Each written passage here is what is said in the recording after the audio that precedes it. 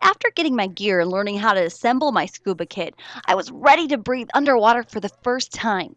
But before heading to a lake or an ocean, I needed to learn and perfect the basic scuba skills in a controlled environment with good visibility and a more comfortable temperature. So, off to the pool. First up, I had to prove I could swim. And you don't have to be great to scuba, you just have to complete a 200-yard swim using any stroke without stopping or touching the bottom. There was no time limit either, so the swim was pretty easy.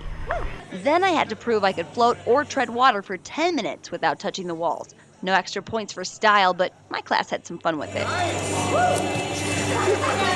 Finally, it was time for my first scuba dive. I got into my equipment and learned how to ensure everything was in place and ready to go on a dive. The instructor reviewed the basics of using the buoyancy control device, or BCD, gave a couple of pointers on how to use the regulator and breathe underwater, and we were off. Before I knew it, I could clear and recover my regulator, clear water from my mask, and swim like a pro in my equipment. I completed a total of 5 pool dives, sometimes called confined water dives.